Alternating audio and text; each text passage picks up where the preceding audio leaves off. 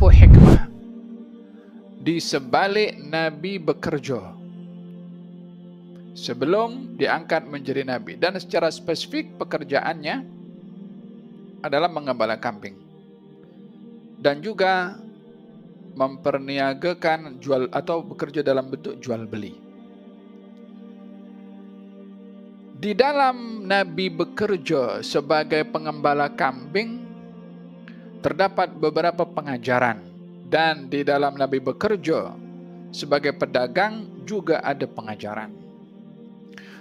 Pengajaran yang diambil daripada bekerja sebagai pengembala kambing, secara umumnya ketika orang bekerja adalah ingin mencukupkan diri akan keperluannya tanpa dia menjadi beban kepada orang lain, sehingga menadahkan tangan kepada orang untuk dipenuhi keinginannya atau hajatnya. Dalam bekerja itu sendiri bertujuan adalah untuk meraih al-iffah. Apakah iffah? Harga diri untuk tidak menjadi beban kepada orang dan tidak menadahkan tangan kepada orang.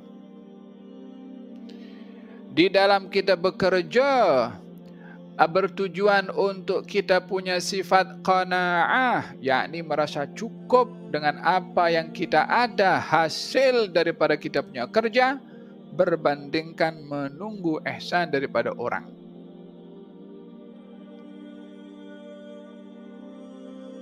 Baginda Rasulullah SAW bersabda, bila kamu bekerja walaupun dengan memotong kayu, lalu kamu ikat dan kamu pikul dan kamu jual, lebih baik daripada kamu menadahkan tangan kepada orang yang terkadang diberi, yang terkadang tidak. Izzatun nafsih diajar oleh Nabi supaya ada izzah, yakni ada harga diri untuk tidak menadahkan tangan kepada orang. Menjaga kehormatan dan air muka daripada meminta-minta kepada orang. Dan Nabi pada masa yang sama menyebutkan pada hadis tadi untuk tidak merasa hina dalam bekerja, mencari nafkah, mencari rezeki, walaupun hanya sekedar sebagai pemotong kayu dan mengikatnya dan memikulnya serta menjualnya. Tidak ada rasa hina, rendah atau kecil dengan pekerjaan yang mungkin dilihat pekerjaan itu susah dan pikul kayu ke sana kemari. Yang dilihat adalah bukan bentuk kerjanya, tetapi nawaitu ketika bekerja itulah yang ada nilai di sisi Allah Subhanahu wa taala. Dalam satu athar dinyatakan ada orang yang bekerja mencangkul sehingga tangannya itu melepuh. Tujuan pekerjaannya untuk memenuhi dirinya sendiri dan ahli keluarganya tanpa menjadi beban kepada orang. Tangan itu dipegang oleh Nabi SAW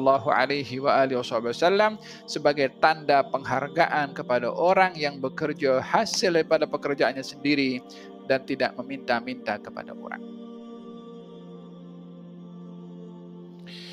Laisal ghina bi kathratil 'arad walakinnal ghina ghina an-nafs. Bukanlah kekayaan itu dengan orang banyak harta, tapi kekayaan itu adalah kekayaan hati. Berapa banyak orang banyak harta tapi tak merasa kaya, masih hentam sana hentam sini, korupsi sana korupsi sini, walaupun sudah banyak sangat. Berapa banyak orang yang banyak duitnya tapi miskin hatinya. Berapa banyak orang yang rezekinya cukup-cukup macam tu tapi dia orang yang paling selesa, paling tenang, paling senang. Boleh ketawa, boleh tidur tanpa pakai ubat. Boleh pusing-pusing walaupun hanya dekat Kuala Lumpur saja. Tak pergi luar negeri atau tak pergi ke mana-mana. Hatinya kaya. Laisal ghina bi kathratil 'arad.